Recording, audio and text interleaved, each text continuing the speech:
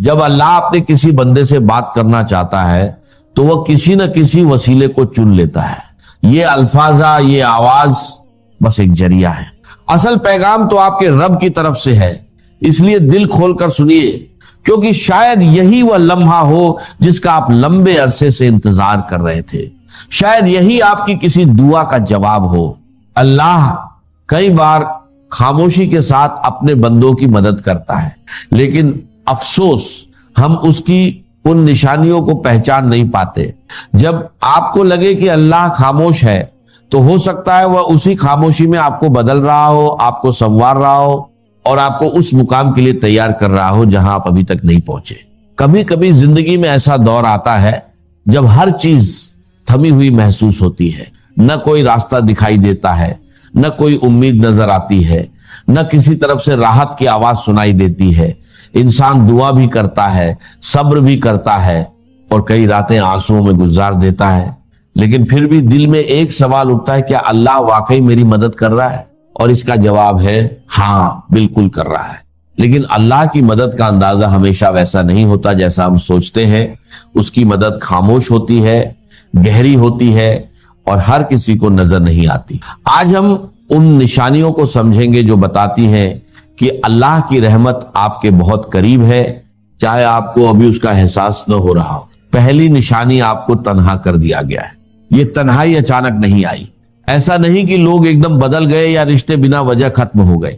دراصل یہ اللہ کا وہ نظام ہے جو آپ کو اپنی طرف کھینچ رہا ہے۔ آپ دل کے سکون کی دعا مانگتے تھے اور اللہ نے ان چیزوں کو آپ سے دور کرنا شروع کر دیا جو آپ کو اس سے دور رکھے ہوئے تھی۔ کچھ لوگوں کا دور ہو جانا، کچھ خوابوں کا ٹوٹ جانا، کچھ منصوبوں کا پورا نہ ہو پانا، یہ سب ہمیشہ سزا نہیں ہوتا۔ کئی بار یہ رحمت کا ایک ایسا روپ ہوتا ہے جسے انسان اس وقت سمجھ نہیں پاتا۔ اللہ آپ کو لوگوں سے کاٹ کر اپنے سجدوں کی طرف بلا رہا ہوتا ہے۔ وہ چاہتا ہے کہ آپ سب سے پہلے اسی کو پکاریں، اسی کے سامنے اپنے دل کا حال رکھیں، اسی کے سامنے ٹوٹ کر روئے، کیونکہ اللہ اچھی طرح جانتا ہے کہ سجدے میں بہنے والے آنسو کبھی بیکار نہیں جاتے اور اس کے در پر اٹھنے والے ہاتھ کبھی خالی نہیں لوٹتے۔ اسی لیے اگر آج آپ خود کو تنہا محسوس کر رہے ہیں، اگر آپ کو لگتا ہے کہ لوگ آپ کا ساتھ چھوڑ گئے ہیں، تو مایوس مت ہوئیے۔ ہو سکتا ہے اللہ آپ کو اپنے سب سے قریب لانا چاہتا ہو۔ دوسری نشانی، آپ کے دل میں ایک بے نام سی بے چینی پیدا ہو گئی ہے۔ کچھ دن پہلے تک سب کچھ سامانیہ لگ رہا تھا، زندگی جیسے چل رہی تھی ویسے ہی چل رہی تھی، لیکن اب اچانک دل میں ایک عجیب سی بے چینی ہے، ایک خالی پن ہے، ایک ایسی کیفیت ہے جسے آپ کسی کو سمجھا بھی نہیں پا رہے۔ اگلا پارٹ بھیجے، میں اسی فلو اور سٹائل میں آگے جاری رکھوں گا۔ دوسری نشانی، تمہارے دل میں ایک بے نام سی بے چینی پیدا ہو گئی ہے۔ کچھ سمے پہلے تک وہی چیزیں تمہیں خوشی دیتی تھی، وہی کام تمہیں سکون دیتے تھے، لیکن اب اچانک ایسا لگنے لگا ہے کہ سب کچھ بدل گیا ہے۔ جو چیزیں پہلے دل کو راحت دیتی تھیں، اب ان میں وہ بات نہیں رہی۔ دل میں ایک عجیب سی کمی محسوس ہوتی ہے، ایک ایسا خالی پن جو کسی بھی دنیاوی چیز سے بھرتا ہوا نظر نہیں آتا۔ یہ بے چینی صرف ایک احساس نہیں ہے، بلکہ کئی بار یہ اللہ کی طرف سے خاص اشارہ ہوتی ہے۔ اللہ دھیرے دھیرے اپنے بندے کو دنیا کی محبتوں اور اس کی چمک دمک سے نکال کر اپنی طرف بلا رہا ہوتا ہے۔ یہ ادھورا پن تمہیں یاد دلاتا ہے کہ تم صرف اس دنیا کے لیے نہیں بنائے گئے، بلکہ تمہارا اصلی مقصد اس سے کہیں بڑا ہے۔ جب اللہ کسی بندے کو اپنے قریب لانا چاہتا ہے تو اس کے دل میں ایسی پیاس پیدا کر دیتا ہے جسے دنیا کی کوئی دولت، کوئی کامیابی اور کوئی خوشی بجھا نہیں سکتی۔ یہ پیاس صرف سجدے کی ٹھنڈک سے بجھتی ہے، یہ بے چینی صرف اللہ کے ذکر سے سکون میں بدلتی ہے، یہ خالی پن صرف اللہ کی قربت سے بھرتا ہے۔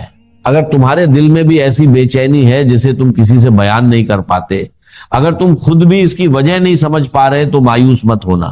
ہو سکتا ہے اللہ خاموشی سے تمہارے دل پر کام کر رہا ہو اور تمہیں اپنے اور قریب لا رہا ہو۔ خوش نصیب ہے وہ لوگ جنہیں یہ احساس نصیب ہوتا ہے، کیونکہ یہ وہ مرحلہ ہے جہاں بہت سے لوگ ہمت ہار کر واپس دنیا کی طرف لوٹ جاتے ہیں، لیکن جو لوگ ٹھہر جاتے ہیں، صبر کرتے ہیں اور اللہ کی طرف رخ کر لیتے ہیں، انہیں وہ مدد دکھائی دینے لگتی ہے جو آنکھوں سے نہیں بلکہ دل سے محسوس کی جاتی ہے۔ یاد رکھو، اگر اللہ خاموش ہے تو इसका मतलब ये हरगिज नहीं कि वह गाफिल है, बल्कि हो सकता है कि वह खामोशी से तुम्हारी तकदीर के ऐसे फैसले लिख रहा हो जिनका इंतजार तुम बरसों से कर रहे हो। कभी कभी इंसान पूरी तरह थक जाता है, उसका दिल चाहता है कि किसी को पकड़कर कहे मैं थक गया हूं, अब मुझसे और नहीं होता, लेकिन जब सुनने वाला कोई ना हो तो आंखों से खामोश आंसू बहते हैं और दिल की गहराइयों से सिर्फ एक पुकार निकलती है, या अल्लाह आखिर कब तक।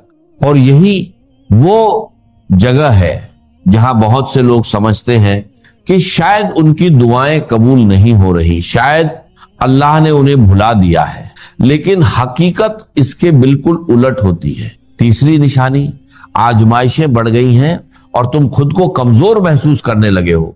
जब तुम्हारे आसपास की दुनिया बिखरने लगे, जब हर कदम पर रुकावटें आने लगे, जब एक मुश्किल खत्म होने से पहले दूसरी सामने खड़ी हो जाए, जब दुआओं के पूरा होने के बजाय जिंदगी और ज्यादा उलझती हुई महसूस हो, तो जरूरी नहीं कि यह अल्लाह की नाराजगी हो।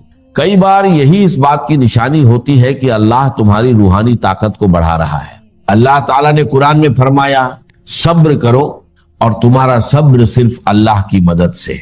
सब्र कमजोरी नहीं है, सब्र वह ताकत है जो अल्लाह अपने खास बंदों के दिलों में उतार देता है।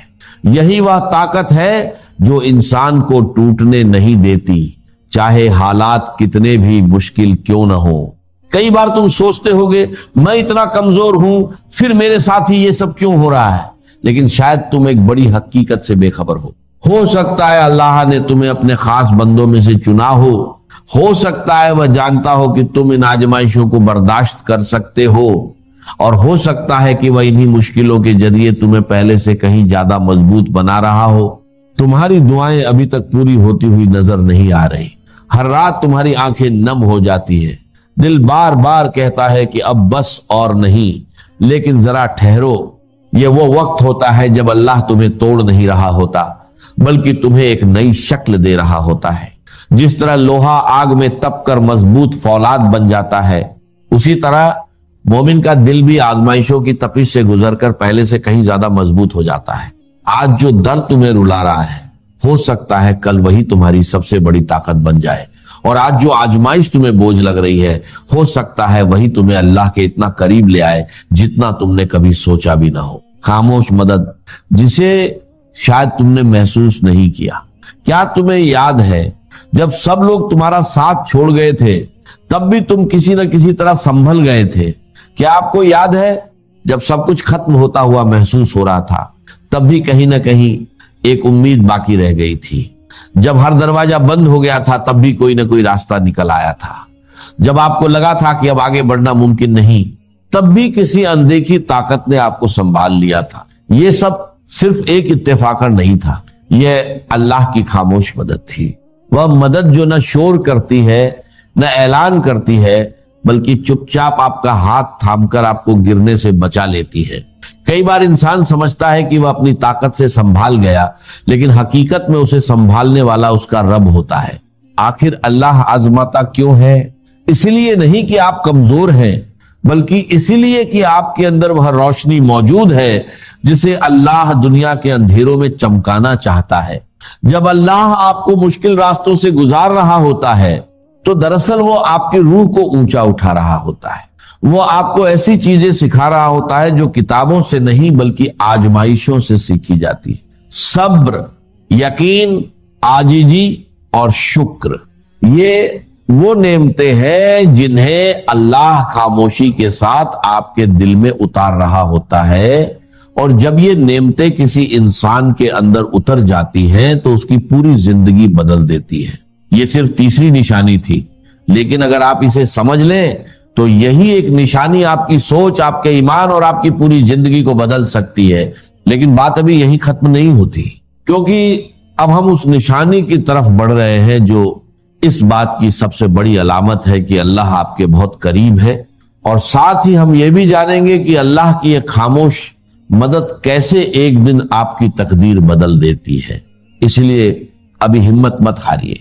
हो सकता है अल्लाह खामोश हो, लेकिन वो आपकी हर आह सुन रहा है, वो आपके हर आंसू को देख रहा है, वो आपकी हर दुआ से पूरी तरह वाकिफ है। याद रखिए, जब आपका दिल टूटने लगता है तो अक्सर वही समय होता है जब अल्लाह आपके सबसे ज्यादा करीब होता है। कभी कभी दिल इसलिए नहीं टूटता कि उसे खत्म कर दिया जाए, बल्कि इसलिए टूटता है कि उसे अल्लाह की तरफ झुका दिया जाए, उसे नरम बना दिया जाए, उसे अपने रब की मोहब्बत के लिए तैयार किया जाए। जब इंसान हर सहारे से मायूस होकर अकेले बैठ जाता है और उसकी जुबान से सिर्फ एक बात निकलती है, या अल्लाह अब सिर्फ तू ही है, तो अक्सर यही वह लम्हा होता है जब रब अपने बंदे को अपनी रहमत के सबसे करीब ले आता है। चौथी निशानी, आपका दिल टूट रहा है और आप अल्लाह को पहले से ज्यादा याद करने लगे हैं, ये वो निशानी है जिसे अक्सर लोग समझ नहीं पाते। उन्हें लगता है कि उनका दिल कमजोर हो गया है, वे टूट चुके हैं, लेकिन हकीकत इसके बिल्कुल उलट होती है। असल में अल्लाह उसी दिल को अपनी तरफ खींच रहा होता है। हदीस एक कुदसी में आता है, मैं अपने बंदे के गुमान के अनुसार होता हूं और जब वो मुझे याद करता है तो मैं उसके साथ होता हूं। यानी जब आप दर्द के साथ सच्चे दिल से अल्लाह को पुकारते हैं तो वो सिर्फ आपकी आवाज नहीं सुन रहा होता, बल्कि अपनी रहमत के साथ आपके करीब भी आ रहा होता है। अक्सर ऐसा होता है कि लोग आपको देखकर समझते हैं कि आप ठीक हैं, आपके चेहरे पर मुस्कान होती है, लेकिन आपका दिल अंदर से टूट रहा होता है। आपकी दुआएं आंखों से बहती हैं, मगर जुबान खामोश रहती है। कोई आपका दर्द नहीं समझ पाता है, कोई ये नहीं पूछता कि आपके दिल पर क्या गुजर रही है। लेकिन यही वो समय होता है जब अल्लाह अपने सबसे खास अंदाज में आपको अपनी तरफ करीब कर रहा होता है। जिंदगी का हर गोशा, जिंदगी का हर पहलू, जाहिरी हो, बातनी हो, दाखिली हो, खारिजी हो, इनफरादी हो, इज्तिमाई हो, आइली हो, कौमी हो, सियासी हो, हर एतबार से अल्लाह की इताअत, और ये इताअत हो अल्लाह की मोहब्बत के जज्बे से सरशार होकर, और इन दोनों चीजों में अल्लाह के साथ नजरी तौर पर, सानवी तौर पर, अमलन अव्वलन मोहब्बत रसूल और इताअत रसूल शामिल। तीन चीजें जिम्नी, और ये जिम्नी चीजें एक्सक्लूसिव अल्लाह के लिए, खालिस अल्लाह के, ये रसूल के लिए नहीं। नंबर एक, ताजीम के कुछ मजाहिर है, सजदा करना, कुनूत, ताजीमन किसी के सामने खड़े होना, हाथ बांध कर, कंधे झुकाकर, ये कुनूत कहलाता है। खड़े होना ताजीमन, झुकना ताजीमन, जिसमें रुकू भी है, सजदा भी है, मुतलकन हराम किसी के लिए। ये सिर्फ ये मैनिफेस्टेशंस हैं इसकी, इबादत का मजहर। तक़ूमू लिल्लाहि क़ानितीन, अल्लाह के सामने खड़े रहा करो, सजदा करो, ये अल्लाह के सिवा किसी। नंबर दो, दुआ सिर्फ, न किसी नबी से, न किसी रसूल से, न किसी फरिश्ते से, न किसी औलिया अल्लाह से, न किसी बुजुर्ग शख्सियत से, किसी से। ला तदउ मअल्लाह अहद, रसूल से भी। अब इसमें कई अल्फाज नोट कर लीजिए, इस्तिदआ, इस्तिगासा, इस्तिमदाद, इस्तिआनत, वही मतलब है, इस्तिंसार, सिर्फ। हाँ, मादी कवानीन के तहत फिजिकल वर्ल्ड में हम मदद मांग सकते हैं, जरा मुझे एक गिलास पानी ला दीजिए, मुझे जरा ये कर दीजिए, मालूम है पानी है, ये जाएगा ले आएगा। लेकिन बिल गैब मदद किसी से मांगना, इस्तिगासा किसी से करना, इस्तिआनत किसी से करना हराम है। इबादत को जीरो से ज़रब देकर जीरो कर दे। नंबर तीन, इखलास और एहतिसाब, सिर्फ अल्लाह। जो नेक काम करे सिर्फ उसकी खुशनुदी की। यहाँ तक कि हुजूर के सामने एक सहाबी ऐसे ही मुहावरे में रवा रवी में कह बैठे, माशा अल्लाह व मा शिता, जो आप चाहें और अल्लाह चाहे। फौरन डांट दिया, अजालतनी लिल्लाहि निद्दन, तुमने मुझे अल्लाह का बदले मुकाबिल बना दिया। मशीयत सिर्फ उसकी, वमा तशाऊना इल्ला अन यशा अल्लाह। कोई नेक काम सिवाय उसकी रज़ाजूई के लिए अगर किसी और के लिए किया गया, रिया है, सुमा है, दिखावे के लिए है, शोहरत के लिए है, दुनिया कमाने के लिए है, लीडरी चमकाने के लिए है, इख्तिदार हासिल करने के लिए है, कोई भी और मकसद अगर शामिल हुआ, जीरो से ज़रब खाकर पूरी इबादत जीरो हो जाए। इख्तिसाब, बदले की तवक्को सिर्फ अल्लाह। ये लफ्ज आप खास तौर पर सुनते रहे होंगे इन दिनों बहुत। मन साम रमज़ान ईमानन व इह्तिसाबन गुफ़िर लहू मा तक़द्दम मिन ज़ंबि व मन क़ाम रमज़ान ईमानन व इह्तिसाबन गुफ़िर लहू मा तक़द्दम मिन ज़ंबि व मन क़ाम लैलतल क़द्र ईमानन व इह्तिसाबन। ईमान के साथ एहतिसाब क्यों आ रहा है? इसका अजर व सवाब सिवाय अल्लाह से और किसी से तवक्को ना। ये 5 चीजें हैं। जहां तक इताअत का ताल्लुक है, उसमें एक एक्सेप्शन नोट कर ली। कहीं किसी वक्त निसियान से, खता से, یا جذبات کے طوفان میں آ کر کوئی غلط حرکت کر بیٹھا لیکن فوراً توبہ کر، یہ مستثنا ہے۔ میں نے 3 الفاظ کہے، خطا آپ نہیں سمجھتے تھے کہ جو میں کرنے چلا ہوں یہ ڈس اوبیڈینس ہے، آپ کو پتہ ہی نہیں تھا، خطا ہوگی، نسیان بھول گئے۔ ایک وقت ایسا ہے کہ آدمی کے اوپر غفلت کا ایک پردہ پڑ جاتا ہے۔ حضور خود فرماتے ہیں انہ لیغان علی قلبی وانی لاستغفر اللہ فی کل یوم 70 مرہ، میرے دل پر بھی کبھی کبھی حجاب سا آ جاتا ہے، میں روزانہ 70 مرتبہ استغفار کرتا۔ تو ہم اپنے حجابات پر حضور کے حجاب کو قیاس نہیں کر سکتے، چہ نسبت خاک رہا بعالم پاک، وہ کوئی اور شے ہے، یہ کوئی اور شے ہے، لیکن یہ کہ باہر پردہ تو پڑتا ہے، اس میں کوئی غلط حرکت سرزد ہو گئی۔ یا نمبر 3، جذبات کا کوئی ہیجان تھا جس نے کہ اوور پاور کر دیا، انسان کی قوت ارادی کو معطل کر دیا، کوئی غلط حرکت سرزد ہو، لیکن پھر توبہ فوراً۔ انما التوبۃ علی اللہ للذین یعملون السوء بجہالۃ ثم یتوبون من قریب، جیسے ہی طوفان گزرا فوراً پوچھ یہ مجھ سے کیا ہو گیا، لا الہ الا انت سبحانک انی کنت من الظالمین، ربنا ظلمنا انفسنا وان لم تغفر لنا وترحمنا لنکونن من الخاسرین وان لم تغفر لی وترحمنی لاکونن من الخاسرین۔ اب یہ دعا ہے، گر گرا کر اللہ معاف کر، it will be written off, it will be expunged، محو کر دیا، یکفر عنہ سیئات ہی، اس کے معنی یہی ہے۔ ہاں اس کے برعکس اگر گناہ بھی جان بوجھ کر مستقلاً کرتے رہے، ایک باقی ساری 99% کی عبادت ہو رہی ہے، ایک حرام شے کو اپنے لیے حلال ٹھہرا لیا، شعوری طور پر، ارادی طور پر مداومت کے ساتھ اس کے اوپر ڈھیرے جما لیے، وہ ایک گناہ جو ہے وہ پوری عبادت کو 0 سے ضرب دے کر 0 کر دے گا، اور خلود فی النار، آگ میں ہمیشہ رہنے کی وعید۔ بلا من کسب سیئۃ واحاطت بہ خطیئتہ فاولئک اصحاب النار هم فیہا خالدون۔ ان پوائنٹس کو اچھی طرح نوٹ کیجئے، خطا میں فرق ہے، گناہ میں فرق ہے۔ ایک گناہ غیر شعوری طور پر ہو گیا، خطا سے ہو گیا، نسیان سے ہو گیا، وقتی طوفان جذبات کا، کسی ایسی محفل میں تھے، مجلس میں تھے، ہو گئے، غلطی ہو گئی، فوراً متنبہ ہو گئے، فوراً کچھ اور ہے۔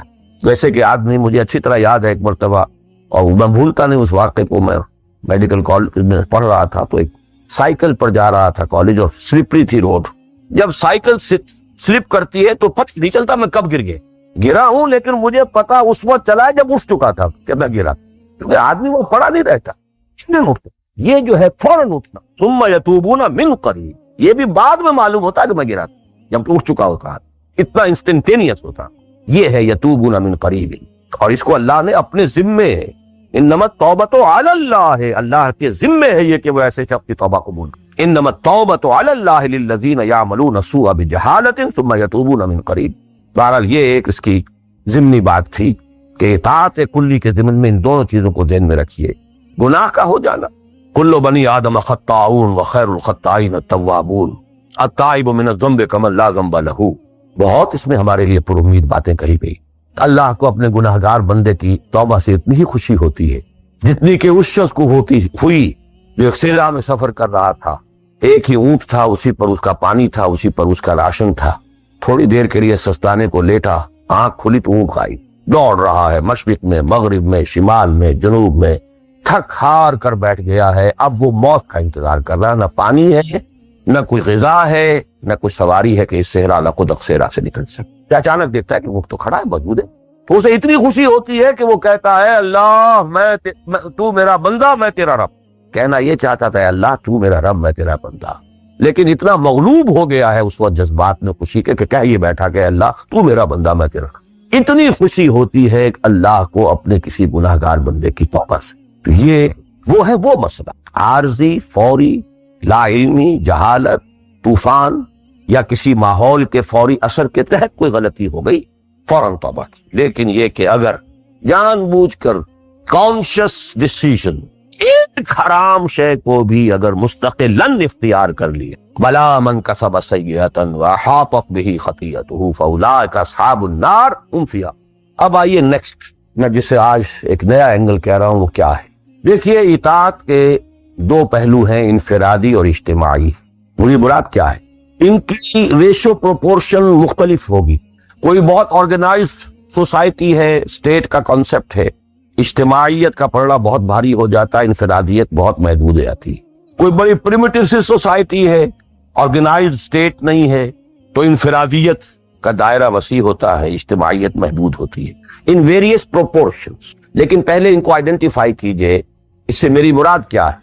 ایک وہ اللہ کی اطاعت ہے کہ جو ایک انسان کے اپنے بس میں ہے وہ کر سکتا ہے، چاہے بھوک آ جائے، فاقہ آ جائے، نقصان ہو جائے، جان کا اندیشہ ہو جائے، یہ کر سکتا ہے.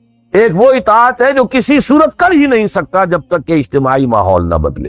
کتنا ہی سنسیئر ہو، کتنا ہی نیک ہو، کتنا ہی فیصلہ کر لے، کر ہی نہیں سکتا. وہ اس کے ہاتھ میں ہے ہی نہیں. ایک ریاست ہے، آرگنائز اسٹیٹ ہے، اس کا لا ہے، آپ اس میں رہ رہے ہیں تو وہی قانون چلے گا. آپ کے بس میں نہیں ہے. آپ کا بیٹا فرض کیجئے خدا نہ خواستہ زنا کرے تو آپ سے رجم نہیں کر سکتے، چاہے آپ کا بیٹا ہے. یہ نو پاور، نو اتھارٹی.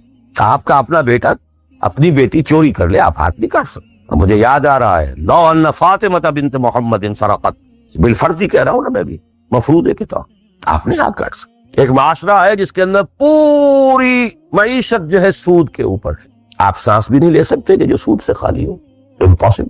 ایک سٹیٹ ہے، آپ اس کے سٹیزن ہیں، آپ اس کے کانسٹیٹیوشن کے لائل ہیں، فیتھفل ہیں. تو جیسا کہ میں نے کہا تھا، آرگنائز سوسائٹی اسٹیٹ میں یہ دائرہ بہت بڑھ جاتا ہے. ٹرائبل ہے، وہاں یہ کہ انفرادیت کا کافی دائرہ ہوتا ہے، قانون کم سے کم ہوتے ہیں، نظم کم سے کم ہوتا ہے، سسٹم جو ہے اس کی گرفت کم سے کم ہوتی. اب دیکھیے دو حیثیتیں دنیا میں ممکن ہیں. ایک انتہائی خوش بختی کی، انتہائی خوش قسمتی کی، ایک انسان ایک ایسے ماحول میں پیدا ہو گیا ہے یا وہ ہجرت کر کے ایسے ماحول میں چلا گیا ہے جہاں ٹوٹل دین غالب، دین قائم، نظام ہے دین کا، حکومت ہے اللہ کی. وہاں جا کر انسان کتنا how at ease he will feel. No friction. وہ بھی اللہ کی بندگی کرنا چاہتا ہے، ماحول بھی سازگار ہے، پورا نظام بھی اللہ کی بندگی پر ہے، پورا قانون بھی اللہ ہی کا نافذ ہے، پورا تعلیم کا ڈھانچہ بھی اللہ ہی کے ہدایت کے مطابق ہے، تمام ذرائع ابلاغ سے بھی اسی کے مطابق چیزیں ہیں جو نشر ہو رہی ہیں، آڈیو ویژول سب کچھ. انتہائی خوش قسمت، موسٹ فارچونیٹ کہ ایک انسان ایسے ماحول. لیکن فرض کیجئے کہ وہ ایسے ماحول میں ہے جہاں اللہ کا دین غالب نہیں، بہت محدود سا حصہ ہے جس میں وہ اللہ کا حکم مان سکتا ہے، نماز وہ پڑھ سکتا ہے، روزہ رکھ سکتا ہے، کوئی نہیں روکتا. اسرائیل میں بھی جا کے پڑھ لیجئے نماز اور روزہ، امریکہ میں کر لیجئے، بھارت میں کر لیجئے، کچھ روکتا لوگ ہے. لیکن باقی ویرنگ ڈگریز میں ہوگا یہ کہ زندگی کا 75%، 80%، 50%، 60% وہ باطل کے قبضے میں. تو وہ بھی تو 50%، 60% کافر ہے. He's a part and parcel of that environment, of that system. قرآن کے تینوں فتوے اس پر بھی تو لگ رہے ہیں. وَمَن لَّمْ يَحْكُم بِمَا أَنزَلَ اللَّهُ فَأُولَٰئِكَ هُمُ الْكَافِرُونَ وَمَن لَّمْ يَحْكُم بِمَا أَنزَلَ اللَّهُ فَأُولَٰئِكَ هُمُ الْفَاسِقُونَ وَمَن لَّمْ يَحْكُم بِمَا أَنزَلَ اللَّهُ فَأُولَٰئِكَ هُمُ الظَّالِمُونَ. وہی ظالم ہے، اور ظالم سے مراد مشرک. ان الشرک لظلم عظیم، وہی کافر ہے. بتوں سے تجھ کو امید ہے، خدا سے نو امیدی. مجھے بتا تو صحیح اور کافری کیا ہے؟ کوئی کہتے کس ہے؟ وہی تو فاسق ہے، ناہنجار ہے، باغی ہے. ویرنگ ڈگریز کے اندر جتنا بھی اس نظام کی گرفت ہے، اس درجے میں ہر وہ شخص کافر اور ظالم اور مشرک ہے جو اس ماحول میں رہ رہا ہے. ان دونوں حالتوں میں دین کے تقاضے بالکل ایک دوسرے کے برعکس ہو جائیں. اب یہ پوائنٹ ہے جو میں چاہتا ہوں آج I want to hammer it.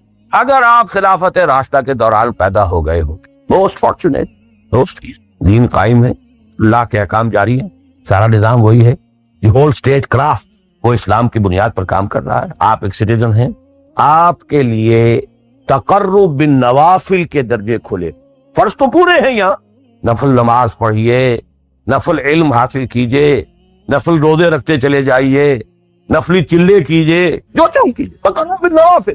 اور اس تقرب بالنوافل کا درجہ یہاں تک اونچا ہو سکتا ہے وَيَتَقَرَّبُ إِلَيَّ عَبْدِي بِالنَّوَافِلِ حَتَّى أَكُونَ. میرا بندہ نوافل کے ذریعے سے میرا تقرب حاصل کرتا جاتا ہے، کرتا جاتا ہے، کرتا جاتا ہے، یہاں تک کہ میں اس کی آنکھیں بن جاتا ہوں جن سے وہ دیکھتا ہے، اس کے کان بن جاتا ہوں جن سے وہ سنتا ہے، اس کے ہاتھ بن جاتا ہوں جن سے وہ پکڑتا ہے، اس کے پاؤں بن جاتا ہوں جن سے وہ حدیث قدسی. اور سارے وہابی بھی مانتے ہیں اس کو، یہ نہ سمجھیے کہ یہ کسی صوفی کی بڑھ ہے، حدیث صحیح عند کل المحدثین. اللہ ہاتھ بن جاتا ہے آپ کا، اللہ پاؤں بنتا ہے، اللہ آنکھ بنتا ہے آپ کی، اللہ کان بنتا ہے. یہ بہت اونچی بات ہے، بہت اونچی بات ہے، بہت اونچی بات ہے. لیکن یہ تقرب بالنوافل کا درجہ کہاں آئے گا؟ جہاں آپ ایک اسلامی نظام کے تحت سانس لیں. جہاں وہ اسلامی نظام نہیں ہے، فرض تن من دن اس نظام کو بدلنے کے لیے لگا دیں. اگر یہ نہیں ہے تو نماز نہیں ہے. منہ پر دے ماری جائے. میں جو کچھ کہہ رہا ہوں علی وجہ البصیرت کہہ رہا ہوں, میری پوری زندگی کے مطالعے کا نچوڑ ہے. نماز منہ پر دے ماری جائے, منہ پر دے مارے. You reconcile yourself to that system جو میری بغاوت کے اوپر مبنی تھا. پہلا فرض یہ ہے تن من دھن. You cannot reconcile with that system. You cannot accept that system. اس میں اپنے آپ کو اکوموڈیٹ کرنا, اس میں اچھے کیریئر تلاش کرنا, اس میں اچھی جائیداد بنانا, اس میں پیسہ جمع کرنا, اس میں اچھی سے اچھی بچوں کو ایجوکیشن تاکہ بہتر سے بہتر زندگی وہ بھی گزار سکیں, سب کا سب حرام, مطلق حرام. پہلا کام یہ ہے اپنی جان, اپنا مال, اپنا تن, اپنا دن سب اللہ کے دین کے لیے خرچ کرو. سبسسٹنس لیول کے اوپر صرف جان کو باقی رکھنے کے لیے جو ناگزیر ہے, that is allowed, nothing more. This is the point, crucial point. اب ہمارے سامنے حدیثیں ہوتی ہیں اور وہ سارے فضائل کی کتابیں ہیں اور یہ ہیں جن کا تعلق اس ماحول سے تھا جب کہ دین قائل ہو چکا. تو اس کانٹیکسٹ میں باتیں, نفل کی بات ہو رہی ہے اور قیام اللیل کی بات ہو رہی ہے اور جو ہے ختم قرآن کی بات ہو رہی ہے, اور اگر فجر کے بعد بیٹھے رہے مصلے پر اور 2 رکعت پڑھ کر اٹھے جبکہ سورج نکل چکا ہے تو اب یہ اتنا اونچا سوال, یہ ساری بات, all these things become absolutely irrelevant. The deciding factor is دین غالب ہے, ٹھیک ہے, چلو نوافل کی طرف, قرات کی طرف چلو, جتنا آگے سے آگے. یتقرب الی العبد بالنوافل, ورنہ تقرب بالفرائض, پہلے فرض کرنے, اور فرضوں میں پہلا فرض جہاد. Now please note this word. جہاد اصل میں اس جد و جہد کا جامع عنوان ہے, your struggle against that system. لہذا انما المؤمنون الذين آمنوا بالله ورسوله ثم لم يرتابوا وجاهدوا باموالهم وانفسهم. Integral part of the definition of a mu'min.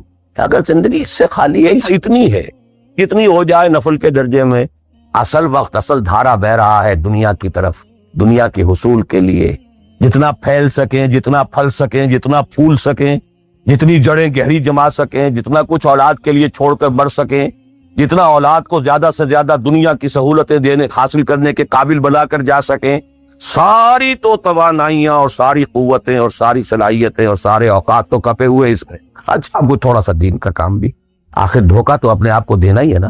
قسمت فروش عورتیں بھی تو کالے کپڑے پہن کے جلوس میں نکلتی ہیں تازیوں کے, اور سبیلیں لگاتی ہیں اور مسجدیں بناتی ہیں.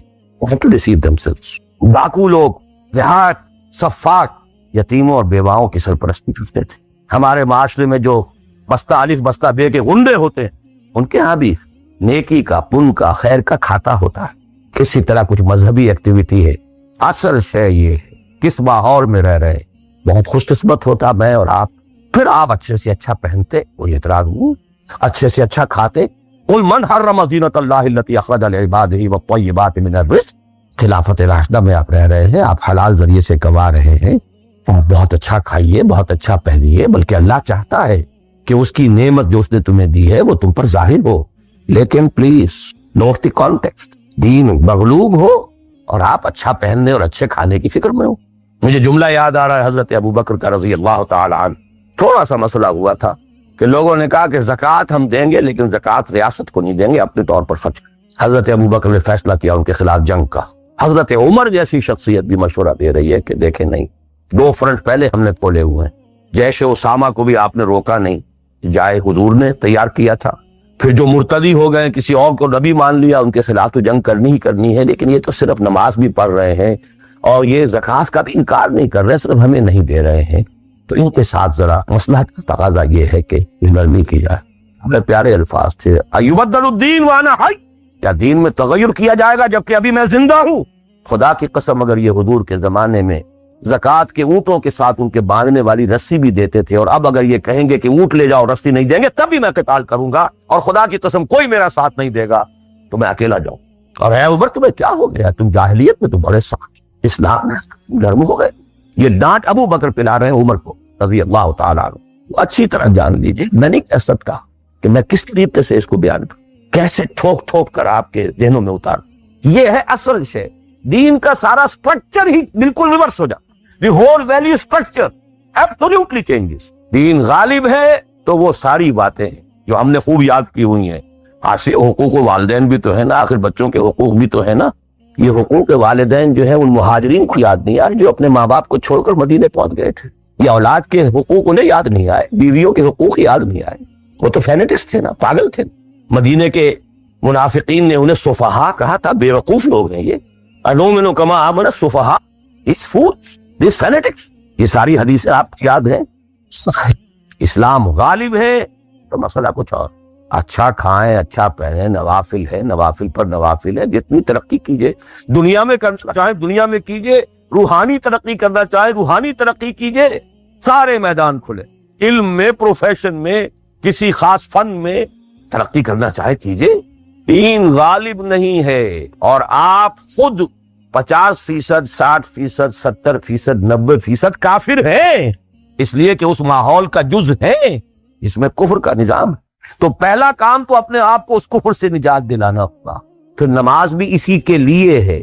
وَاسْتَعِینُوا بِالصَّبْرِ وَالصَّلَاةِ, مدد حاصل کرو. نماز کس کام کے لیے مدد حاصل کرو؟ مشن ٹو میک دی دین آف اللہ سپریم, ان اقیموا الدین. نماز اس کے لیے سبسروینٹ ہے, اس کے لیے مدد ہے. روزہ اسی کے لیے جنگ کرنے کی صلاحیت پیدا کرنے کے لیے ہے. اس لیے 23ویں رکوع میں سورہ بقرہ کے روزے اور رمضان کے احکام میں 24ویں رکوع میں قتال شروع ہوگی. قاتلوا فی سبیل اللہ الذین یقاتلونکم. اور عرب جو ہیں وہ روزہ رکھواتے ہی صرف گھوڑوں کو تھے, خود تو رکھتے ہی نہیں تھے, کیونکہ گھوڑے کو استعمال کرتے تھے لوٹ مار میں, غارت گری میں, جنگوں میں. اور گھوڑا ہے نرم نازک مزاج جانور, پیاس برداشت نہیں کر سکتا, بھوک برداشت نہیں کر سکتا. اونٹ تو چاہیے تھا انہیں گھوڑا, لہذا گھوڑے کو عادی بناتے تھے دھوپ کا, پیاس کا, بھوک کا, تاکہ ایسا نہ ہو کہ مارکے کا وقت اور گھوڑے صاحب جواب دیے بیٹھے ہو تو سوار کیا کرے. تو ساما یسومو عربی زبان میں گھوڑے کے لیے تھا, انسانوں کے لیے تھا ہی نہیں. یہ تو مدینے میں آنے کے بعد پھر حضور نے یہودیوں کو دیکھا کہ روزہ رکھتے ہیں, تو آپ نے بھی مسلمانوں سے کہا عاشورہ کا روزہ ہے وغیرہ وغیرہ. چھوڑ دیجیے, اس بات کو لمبی ہو جائے گی. یہ ساری چیزیں اصل میں ہے اس مقصد کے لیے. تو اب دیکھیے کہ اب پریکٹیکلی ہم آتے ہیں مسئلے کے اوپر. آئی ہوپ میں اس سے زیادہ میں کہہ نہیں سکتا, بلکہ ممکن نہیں ہے کہ میں اپنے احساسات کو جیسے کہ میرے ہیں آپ تک منتقل. میں جانتا ہوں ایسے لوگوں جو 30 برس سے مجھے سن رہے ہیں اور یہ ساری باتیں سن رہے ہیں اور 10 سے بس نہیں ہوتے. زمیں جنبت نہ جنبت گل محمد, ان کا وہی کانسیپٹ ہے. اس لیے کہ یہ کانسیپٹ 1400 برس میں جا کر مکمل. 30 برس تھے خلافت راشدہ کے, اس کے بعد ڈاؤن فال, کانسیپٹ سٹارٹڈ چینجنگ. دین مذہب بنتا چلا گیا, سارا ایمفیسس نماز, روزے, حج, عبادت پر ہو گیا. دین کا تصور ہی ختم. اور پھر ہم میں سے جو لوگ غلام رہے وہ تو اتنے فوگر ہو گئے کہ ملا کو جو ہے ہند میں سجدے کی اجازت, ناداں یہ سمجھتا ہے کہ اسلام ہے آزاد. بہت بڑے عالم دین نے کہا تھا یہ کہ ہمیں کوئی ایسا کام نہیں کرنا چاہیے جو ہمارے حکمرانوں کو, انگریزوں کو پریشانی کا موجب بن جائے, اس لیے کہ انہوں نے ہمیں مذہبی آزادی دی ہوئی ہے. ہمارے نماز پڑھنے پہ کوئی قدغن نہیں ہے, ہمارے روزہ رکھنے پہ قدغن نہیں ہے, حج کرنے پہ قدغن نہیں ہے, لہذا we should be loyal to them. ملا کو جو ہے ہند میں سجدے کی اجازت, ناداں یہ سمجھتا ہے کہ اسلام ہے. یہ کانسیپٹ اتنے پختہ ہو چکے, اتنے پختہ ہو چکے. ریچوئلزم, رسومات, رہ گئی رسم ادا, روح بلالی نہ رہی, فلسفہ رہ گیا, تلقین غزالی نہ رہی. نماز و روزہ و قربانی و حج یہ سب باقی ہیں, تو باقی نہیں. نمازیں بھی ہیں, روزے بھی ہیں, تراویح بھی ہم نے پڑھی ہے. اب موسم آ رہا, عید الاضحیٰ بھی ہوگی, قربانی بھی ہوگی, حج کے لیے بھی جائیں گے. لیکن دنیا پر کوئی اثر اس کا, 30 لاکھ آدمی حج کر کے آئیں گے, معاشرے پر کوئی زیرو کے برابر بھی کوئی اثر ہے. جو خود کا جا کر کے آتے ہیں ان پر کوئی اثر ہوتا ہے, جیسے گئے ویسے آئے, الٹا